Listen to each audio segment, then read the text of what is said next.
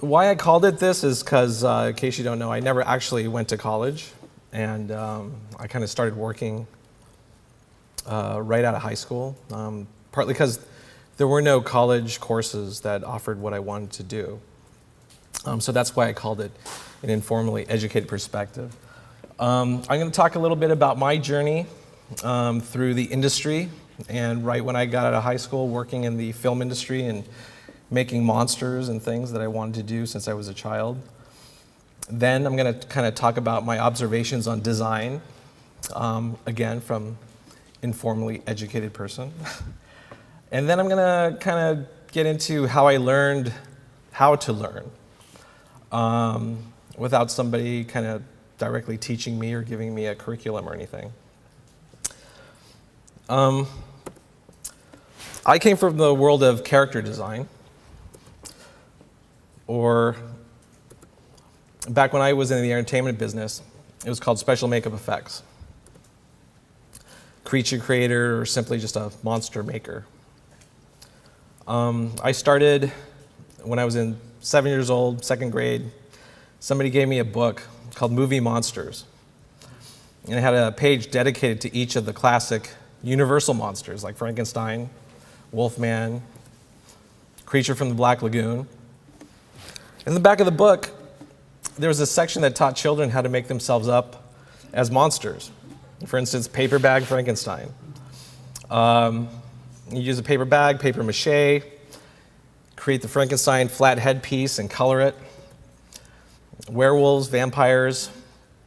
I tried all of the makeup at the end of the book, and I actually started gathering my mother's unused cosmetics and put together a tackle box makeup kit, much like Lon Chaney Sr. had.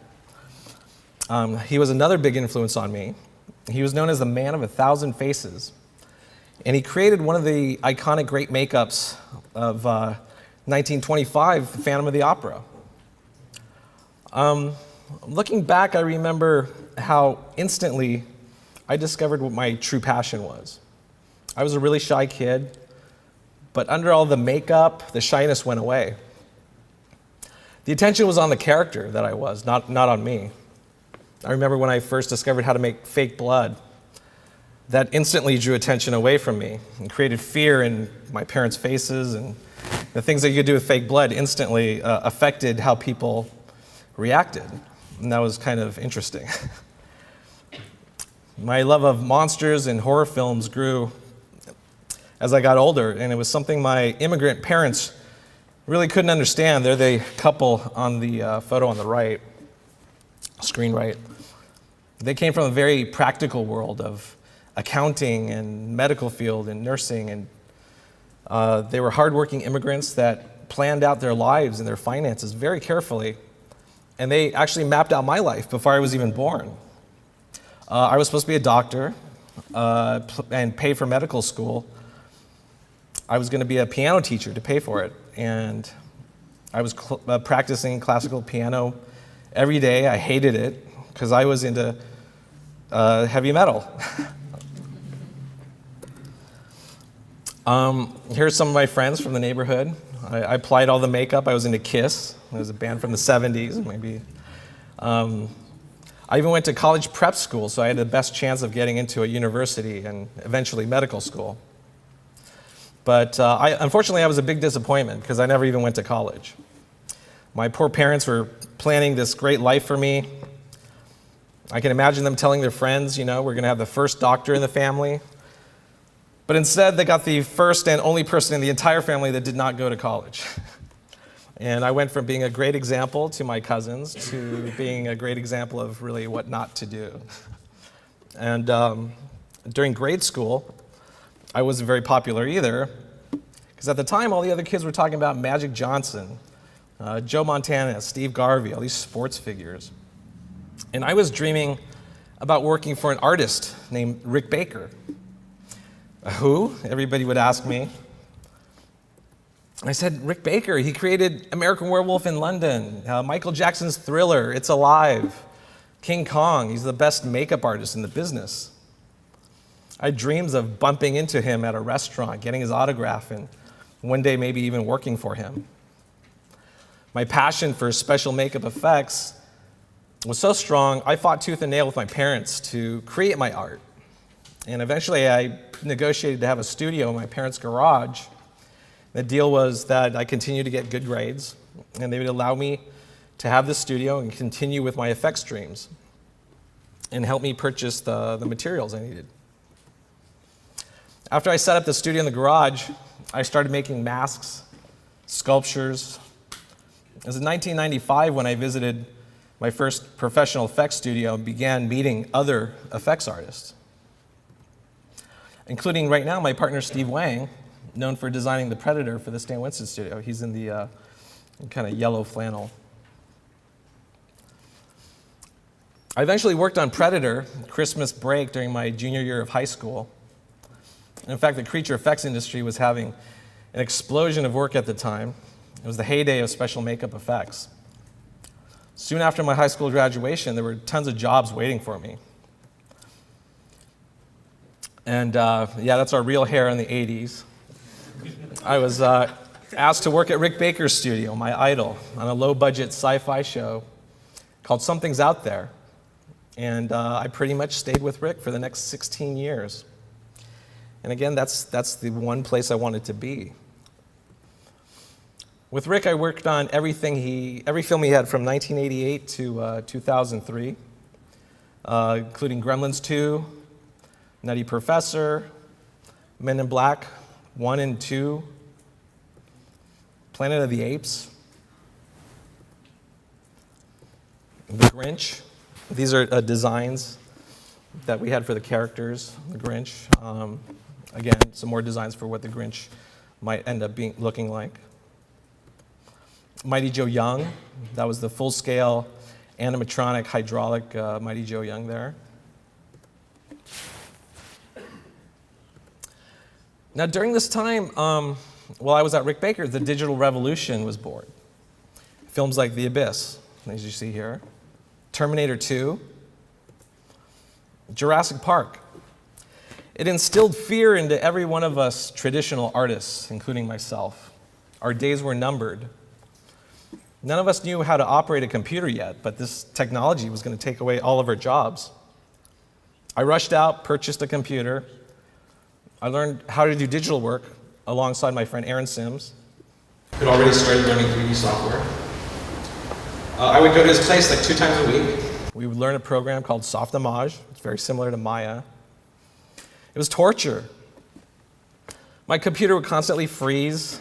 I couldn't tell whether it was doing something or the software that was crashing or the hardware had problems.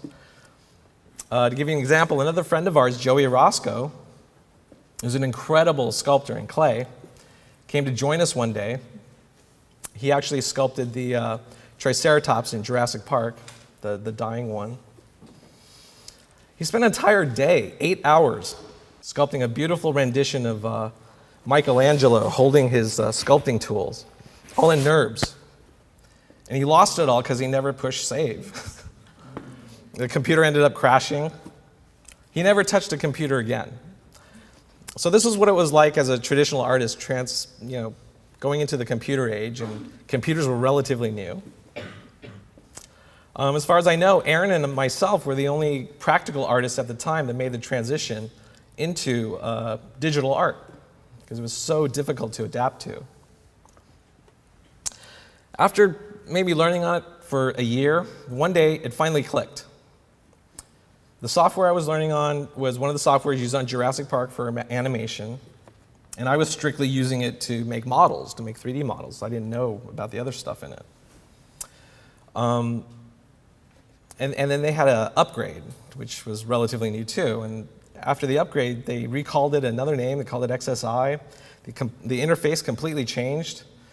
I hadn't even mastered what I was learning on Softimage 3.9 when all this happened, and I had to learn everything over again. All the buttons were in different places.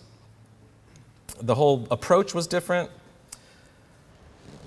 But it was the day that I decided to venture out of the modeling module, and I clicked on a button called Camera, and it changed my life. This wasn't modeling software. It was a movie studio inside of a computer. And when you don't go to college, you got to discover all of this on your own. And soon I was trying animations, I was building environments and just flying the camera through the environments. I learned how to model, texture, and learned that that was really just a small part of the bigger picture. It's a filmmaker's tool. From that day on, I was hooked. My inner filmmaker came out, and I tried creating little animations, and everything that I learned over the past year finally kicked in. In 2001, there was a short film called Pup Heads that my friend was making. It was never released or anything, it was kind of his hobby. And it really solidified my knowledge in 3D. It was pretty much my thesis in many ways. Let me just play it real quick.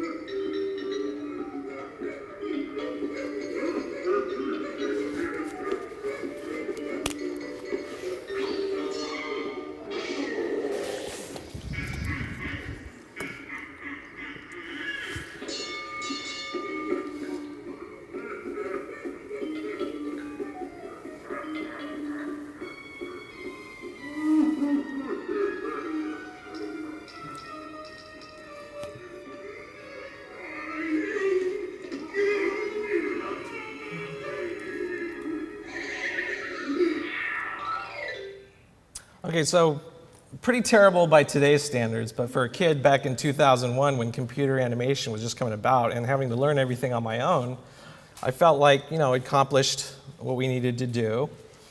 I really felt at that time only comfortable with the modeling part of the program. But through this short film, I learned animation, lighting, solving all those problems that I really had no idea how to do until I tried it. Nothing helps you learn like having the pressure of a deadline, people counting on you, even though I wasn't even paid for it. But I didn't want that extra pressure. I knew if I screwed up horribly, it'd be okay, because he wasn't really paying me. But now I was obsessed with digital tools, and then I volunteered to help my friends with their wedding videos. I did 3 wedding videos for my family, for my friends, and through that I learned Final Cut Pro, After Effects. And this was kind of, when these softwares were coming out. I completed kind of my leap into the digital world. And I was redirected, I was reignited, my passions. And about this time, professionally in the makeup effects industry, the writing was on the wall. The rubber monster industry was losing work to digital effects teams at a rapid pace. I spent 9 months designing and building the Edgar bug monster for the finale of Men in Black, and this is what it actually looks like. But when Barry Sonnenfeld, he was the director, he said he would replace it all with 3D. The second day we were on set, because he didn't really like the limited movement it had, and he wanted to do some design changes as well. So the ILM guys were there right on set, and they said, yeah, we could do all that in post, we can change it. So the work diminished at the big makeup effects studios. The crews grew smaller. The layoffs were more abundant. Luckily for me, I was practicing my digital work during my lunch periods at Rick Baker's studio and weekends. People who were concerned about layoffs at our studio, soon they all purchased computers. And I held workshops during lunch to teach them what I knew. Eventually, Rick decided to close the studio down, and the future was uncertain for all of us. So we were all, imagine, in our 30s, starting relationships, marriages, planning for children. Some people had children. It was quite devastating for everybody. We all lost our jobs, but I had my digital portfolio ready. I got my first digital job from Kent Secchi at Pixel Liberation Front, doing visual effects shots for Sky Captain World of Tomorrow. And these are some of the shots that we worked on. I took a huge pay cut, but it didn't matter.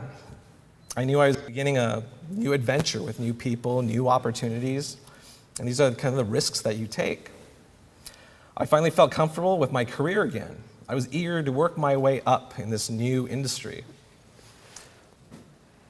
I realized the more tools you have in your toolbox, me coming from practical, knowing how to sculpt in clay, knowing how to run projects, that was all very valuable.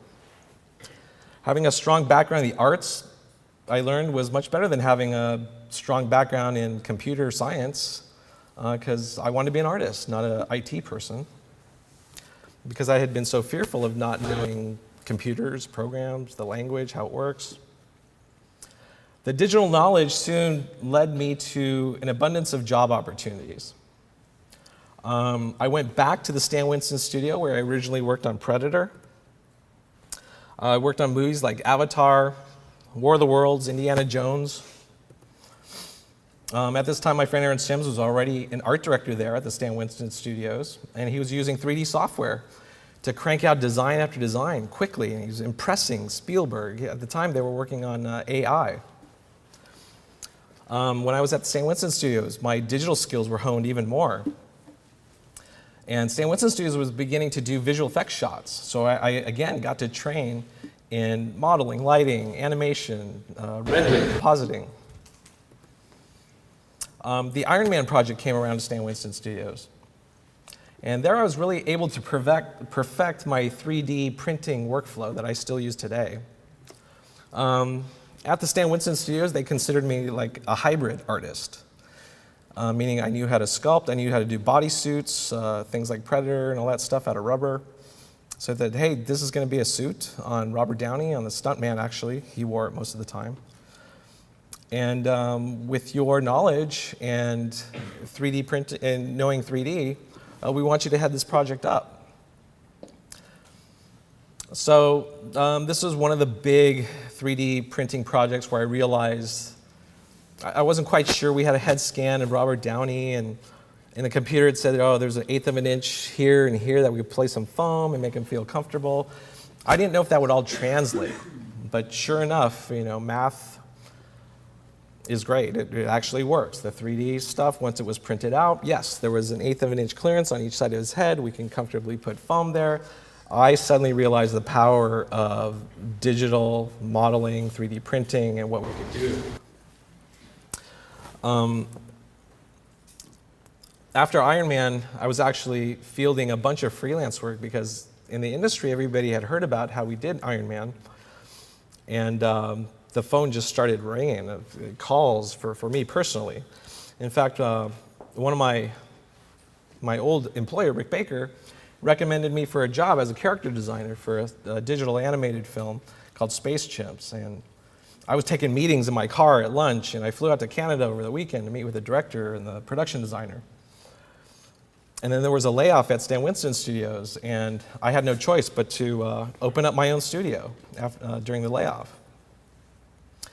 So all these calls eventually turned into movies like Tron, Ender's Game,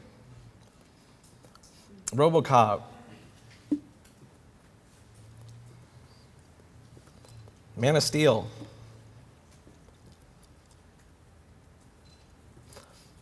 All of these films wanted to use some element of 3D printing because it was so exact, it was so symmetrical, it was so beautiful. The Dark Knight, every director wanted concept designs that were photoreal as much as possible, no more sketchy things.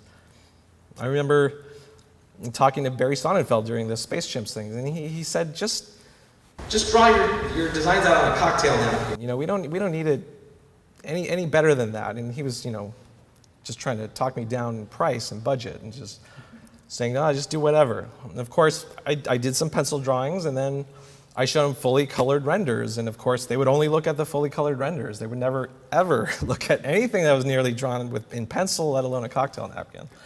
So at that point, I realized, the directors are always going to go for photoreal, what it's actually going to look like. And with computers, it's very simple to achieve.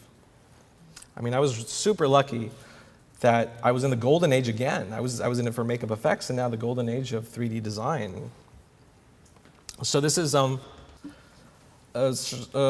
think she was called Serlina from Dark Knight, Anne Hathaway. I mean, we all called her Catwoman, but I think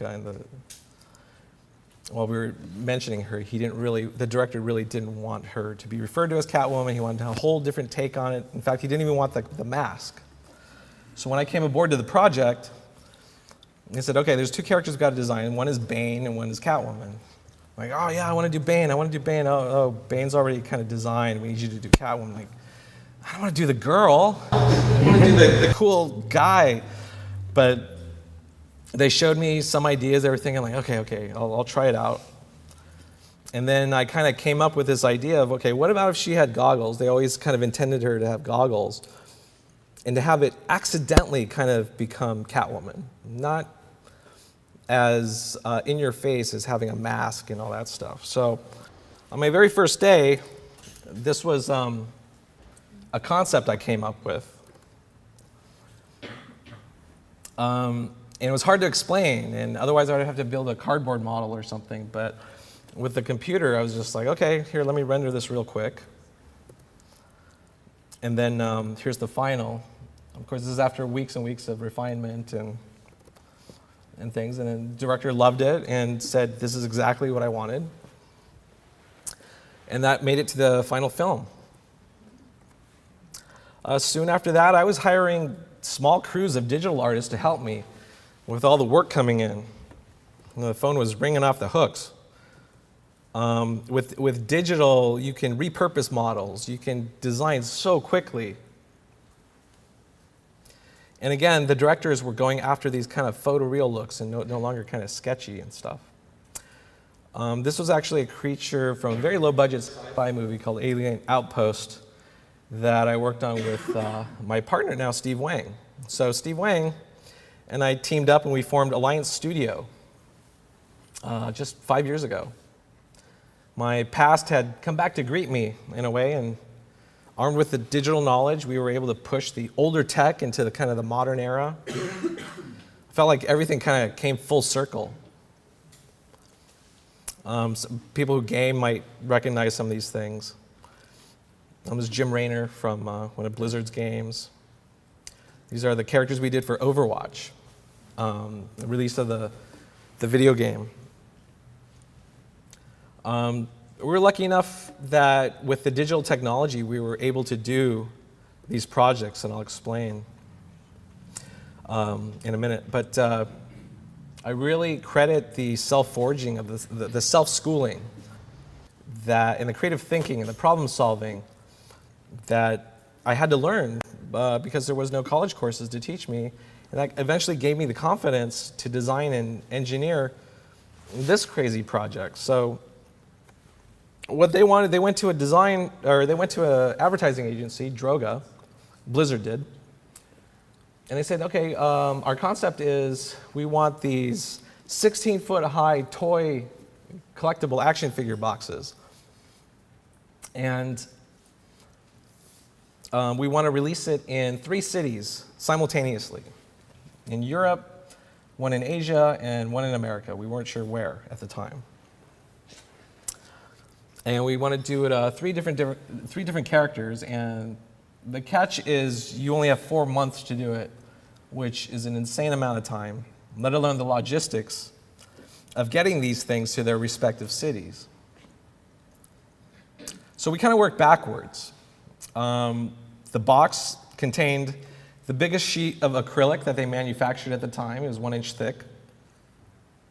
It made it onto the airplane with 2 inches to spare on either side. And we rehearsed how we were going to set it up under the cover of darkness within an 8-hour period and have it just appear in each city, let alone casting and creating the characters themselves. So with that limited amount of time, we decided to use 3D printing, that technology. And we said, hey, we don't have time to cast and mold these things as we normally would and cast them out of fiberglass, a much more durable material.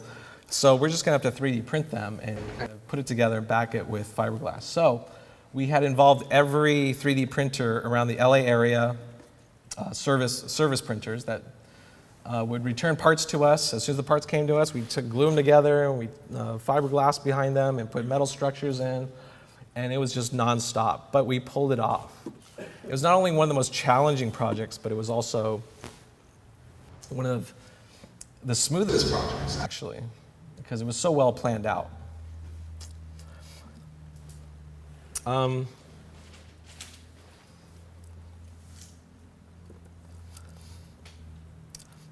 Now, I kind of just want to touch up, that's enough about me. I mean, we could take questions and things afterwards about individual projects and things. But I kind of wanted just to touch on designing in general and kind of give you a little bit of how I think about it these days. I think in my industry anyways, and characters and creature designing, there's kind of two basic disciplines. There's designers and there's craftsmen. And designers come up with the craziest of ideas, as long as it looks amazing and it's unique, and it kind of doesn't matter if it's buildable, you know, if you're a designer at that point for the entertainment industry. Nothing matters except that it's cool and it's never been seen before. The craftsman's job is to chew out the designer for making something that's unbuildable and then making it happen.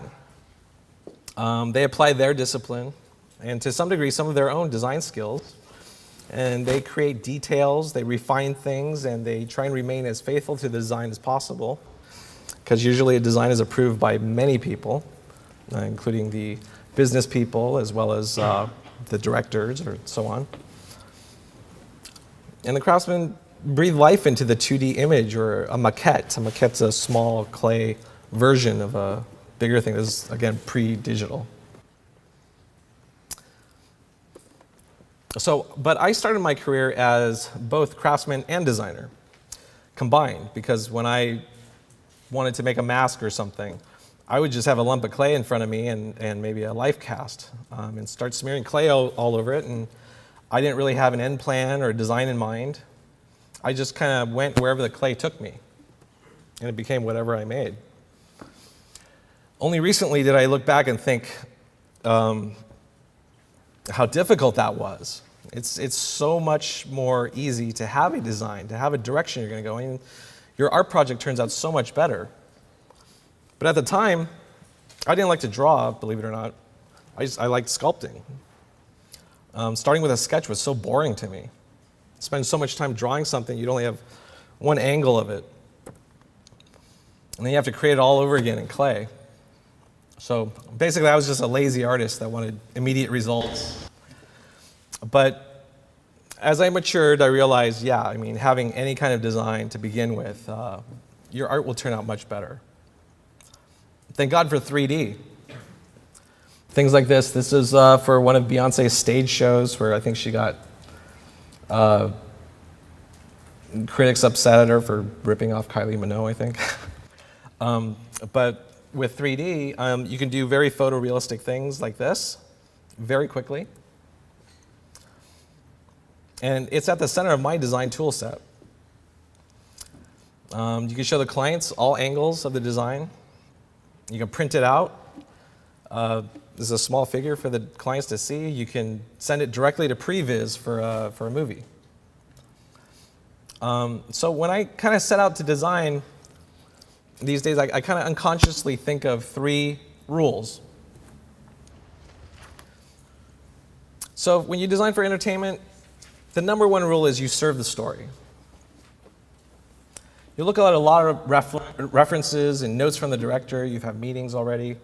If it's an insect-based creature, you start looking through your entomology books and see what resonates with you. There may be something that you've never noticed before that you can apply to your design or that inspires the design. Most of the time, the creature will have a set of parameters that the writer and the director have already established in the story, and you start from there. The script might say something like, it has tentacles because the tentacles will grab the heroine at the end of the movie and drag her into the creature's gaping mouth. So right off the bat, you're not going to design this creature that has no way of pulling the heroine into its mouth. You begin brainstorming, well, does it have to be tentacles? Could it be multiple arms? Could it be a long tongue that shoots out like a frog? Right from the beginning, as a designer, you need to attempt to be unique. Have I seen tentacles before? Has it dragged a heroine before in other movies? If so, this gives me another reason to stay away from that, what's been done before. Which leads me to my next point. Be completely unique. Something we have never seen before, air quotes, has become a bit of a cliche when talking to filmmakers these days. But yet it's the basis of creature design. It's the basis of all great design, I think. For myself, when I see something I've never seen before, it's an amazing feeling of jealousy. Why didn't I think of that? I immediately go through my Rolodex and associate design with other designs that I've seen, and I compare it. And if it's totally unique design that I've never seen before, I'm pissed off because it's so brilliant. How do you approach being unique? How do you approach making something so unique? Well, after your parameters are set, serving the story, you have complete free reign to go nuts within the guidelines. And that's where the fun comes in. To me, it's all kind of math. It's like quantity, location, color. What I mean by that is like, for instance, a head. Does it have a head? Will it have a head? Okay, we've determined there will be a head. Well, is it one head or two heads? Or more? Well, okay, let's focus on one head, but let's footnote, let's try multiple heads. Okay, where will the head go? On the neck, on the chest, on the end of an arm? You have exponential ways to go about where to put that and to make your design truly unique. And with all of these little design choices, you really define your style. So uniqueness is key to any creature design or design in general. Oh, by the way, I just want to mention some of the unique designs that I always thought were some of the most unique creature designs. H.R. Giger's Alien and The Predator, designed by Stan Winston and Steve Wang.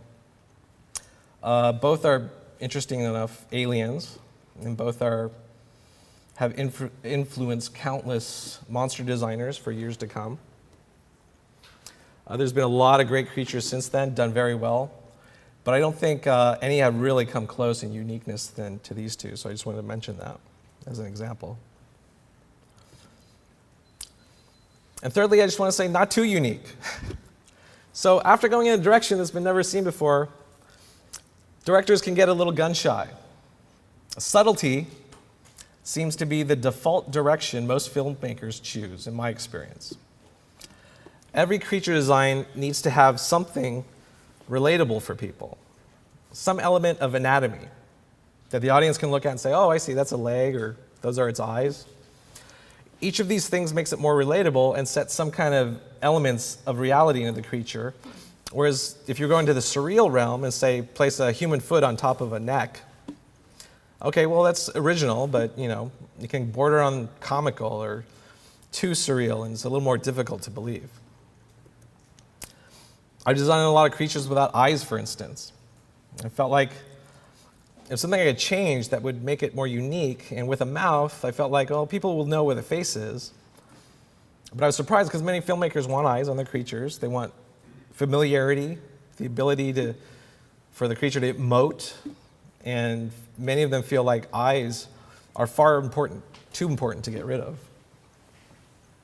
If you go off in a crazy direction that doesn't come close to being surreal or comical, missing too much of the familiarity, they always want it dialed back. This could be a big reason that many film creatures are kind of good, but not the greatest, most unique design that you've seen. And there's many people that have a say in it, the studios, the producers, the directors. Either way, I always give filmmakers a choice of design. So if you think about your clients, I give them something that's really outrageous, something that I like, and then something that plays it a bit safer. And more often than not, I can tell you they always go for safer. So the basic rules that I think about when I first design any project for the entertainment business are basically these three. Of course, there are many, many other thoughts as a designer. Balance, proportion, design theory. and the parameters, basically, that you have to follow. So, looking back at my life, sometimes I think about how I got here without a formal education. I wanted to kind of talk about my learning process without having that college experience. My parents had placed such an emphasis on education. They were the first generation of immigrants from our family to come to America.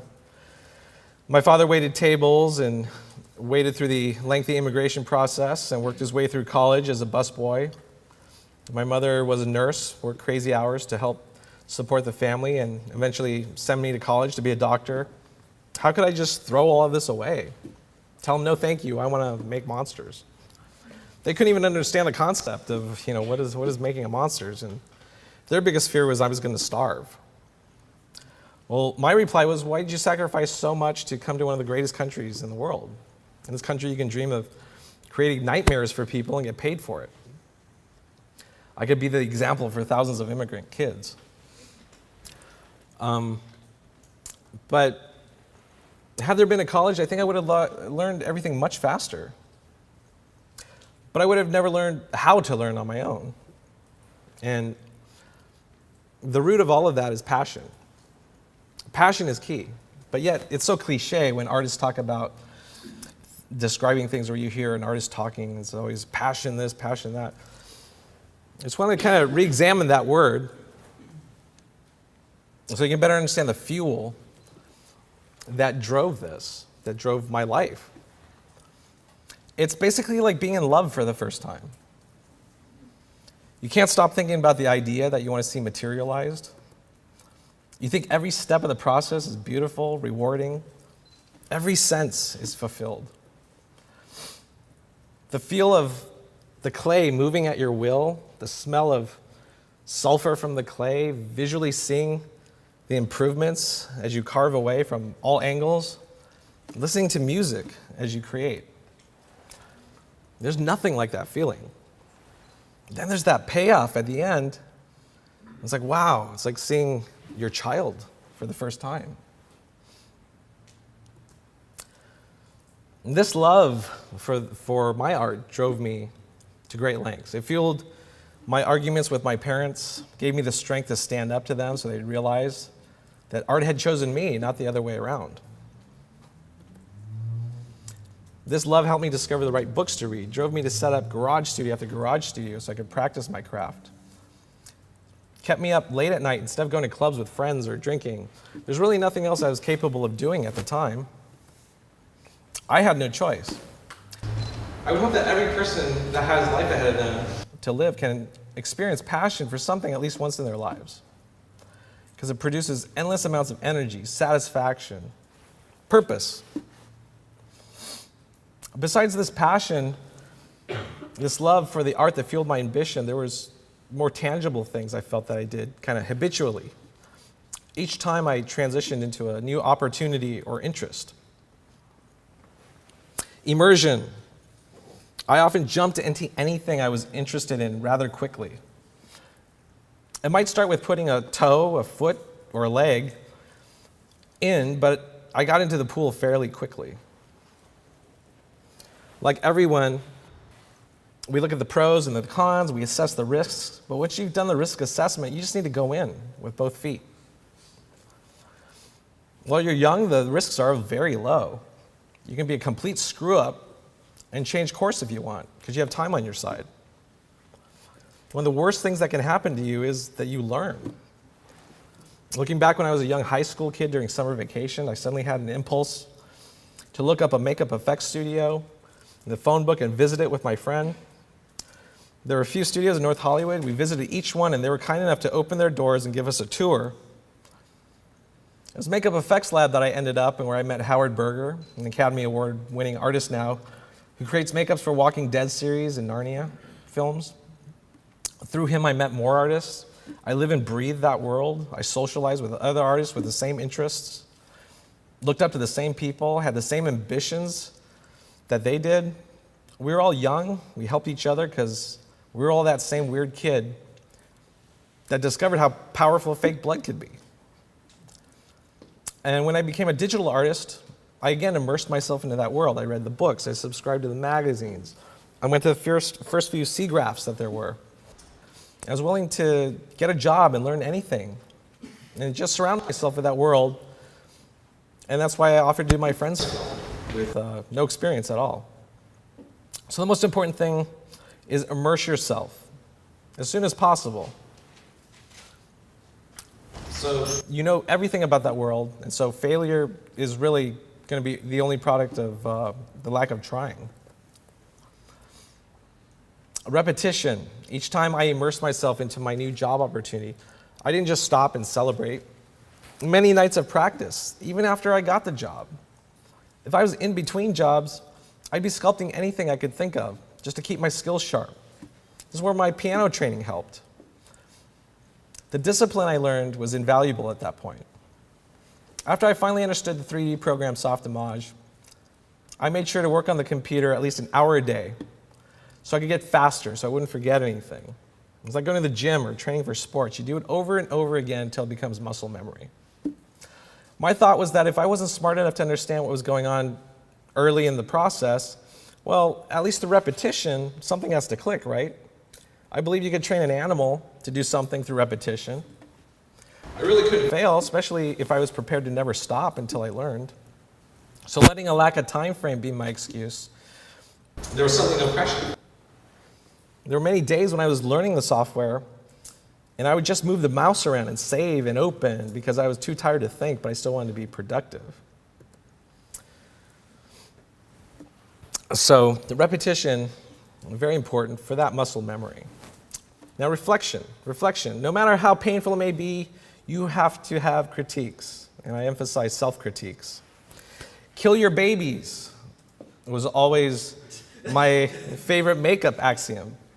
That's taken from a quote from writers. Faulkner, I think, mentioned it. Meaning, when you work on something, you get lost in it. You love it, but you have to find out all the imperfections in it so that you can move on. You can get lost in your work when you just go on. In the next stages, you want to give yourself a fresh eye along the way, see any glaring errors. One thing we would do in sculpting is we'd pull out a mirror. We look at the sculpture in the mirror, and suddenly all the mistakes would jump out, all the asymmetry. Much like digital painters these days, they would flip their canvas to have all the errors pop out. As artists, we're always looking for errors to improve our art. Never be satisfied. And that was my life. That became my way of living. Once I finished a project, I trained myself to block out all of the good comments from people until I only saw and heard comments on the errors. This really means just save yourself some time and never show it to your mom or your girlfriend, because they're always going to be nice. I only heard negative comments that were constructive, not trolling on the internet. I felt like if I was ever satisfied that I was pretty much done with whatever field I was in. I remember reading something about Arnold Schwarzenegger when he was in competitive bodybuilding. I believe it said he knew his calves were too small and out of proportion with the rest of his body, so he trained entirely covered up with his clothing except for his calves. He left his calves exposed so he would focus only on his weak points and make them as strong as the rest of his body. I really tried hard to do that for much of my life. I'm not saying this is the most psychologically healthy thing to do. You might have some therapy bills and broken relationships with this obsession, but you'll probably end up pretty good at what you do. So basically, that's it. I want to close with this. I had an insanely great life. I broke a lot of rules getting there. Rules most people adhere to. Was it scary? Yeah, every single time it was scary. James Cameron, the director, has a great saying. He says that failure is an option. Fear is not. And it's so true. Break rules. You're going to be doing that constantly in design because you want to push the envelope and continually offer a new idea. And you want to risk it. a new direction, a new way of thinking. If I wasn't willing to do that, then I might as well have had a job where I was doing the same thing every day and ask no questions. Will you fail? Sure. Maybe a few times, maybe not ever. Life is forgiving. Just make sure you learn if you fail. And I can't wait for some incredibly unique designs that piss me off because I don't think of it myself from all of you. So, there you go.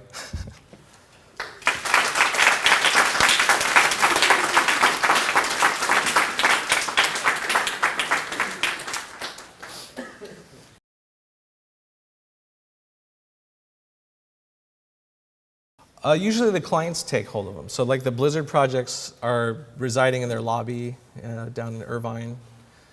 The statues we sent to each of the cities in different countries, I think Korea just pulled one out recently for their Comic-Con, their version of Comic-Con, and I think the one in Paris is residing in a warehouse somewhere. But usually the clients have them on display somewhere.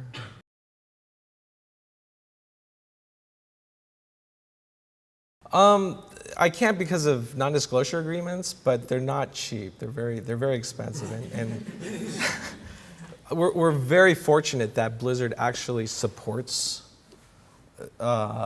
great art in a way and lets us do this. It's really we're very fortunate to be able to do this because we use movie making techniques. They're painstaking, like the hairs, every single one inserted. You've heard maybe those stories when you see the making of. The materials that we use are not cheap. The labor it takes, every costume piece that we do is quite detailed. But yeah, it's not cheap.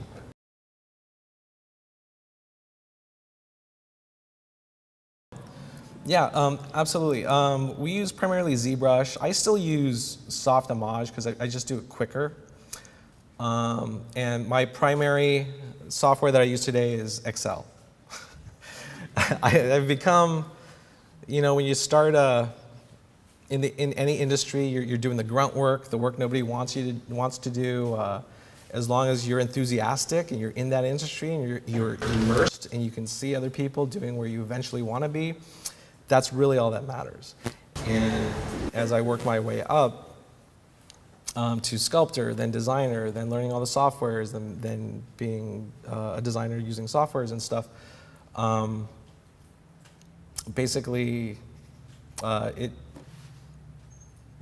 it's very important that you learn that's from the beginning, because it's going to help you once you're at the top. And then something Rick always complained about, Rick Baker, was that the biggest monster he ever created was his business. And when I said that I'm in front of Excel all day, I'm talking to clients all day. I'm doing budgets and scheduling because I know every aspect of it. I know how to do that, and nobody wants to do that. So I kind of let the younger artists that come up, play in the ZBrush and do their designs. I'm sorry for the long answer, but yeah, Excel actually is what I use most of. I have seen Tilt. It's really cool. I go to things like the ZBrush summits, the Formlabs stuff, and to see what else is out there, what's always new, because it's always changing. It's changing so rapidly. So it's very important to keep up with the art stations, the communities, and all of that stuff, because it's such a wonderful community these days. Like, everybody shares information. Of course, information was shared when I was young. But you had to be there in front of them. There's no internet and stuff like that. But yeah, so it's very important to stay connected. And yeah, I've seen what VR can do, and I think that definitely is a new way to go. And if I have time to get away from Excel, I'll definitely try it out. You'll have Excel on your VR. Yeah, that'd be kind of cool. I don't want to get too excited about Excel, but I do miss going back to working and actually designing and making things. But I'm just more of an art director these days, and the younger generation comes, and I have some ideas, and they do it, and then And we're constantly doing multiple projects as well, so it's very difficult for me to kind of stay focused on one project. So, but these are the pains of having your own business.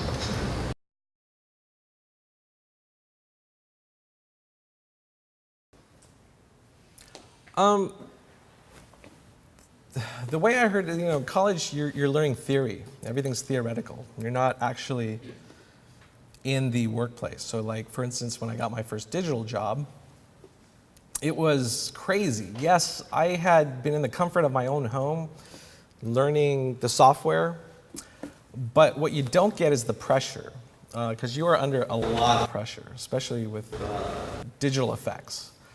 And I was surprised at how technical everything was. Scene numbers, RF488, SC699. Hey, Eddie, 2 weeks ago you worked on FR488. Can you bring that up? And I was just like, oh, whoa, slow down. There's like so much technical stuff coming. So the pressure of working under those circumstances is something you don't get, maybe, or maybe you do. I don't know if there's a lot more of that stuff here in colleges these days, but the deadline and the insane, I mean, literally you get called from clients saying, hey, we have this project, money is no object, but we need it in 5 days. And it's like 20 suits that you have to make. And it's just like, okay, it comes to a point where you gotta draw the line. But they're always pushing that line. So I would say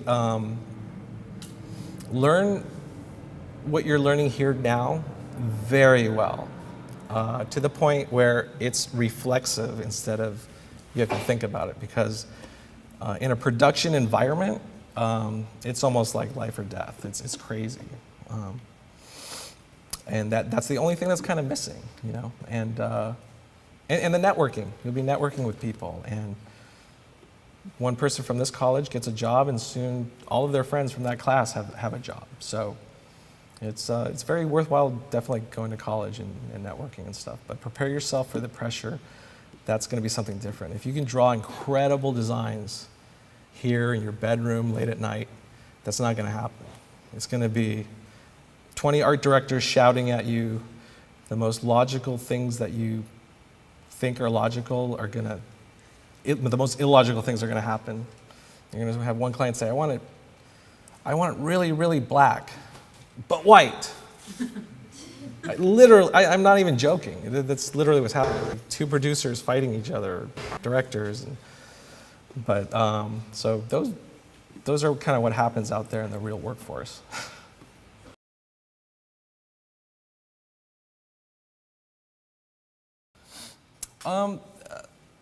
Looking back, I would attribute it to networking, because that guy Howard Berger that I met, I mowed his lawn.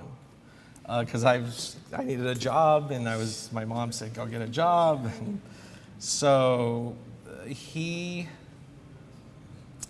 think there's a baseball game happening somewhere close. He said, oh, after you mow the lawn, why don't you come out?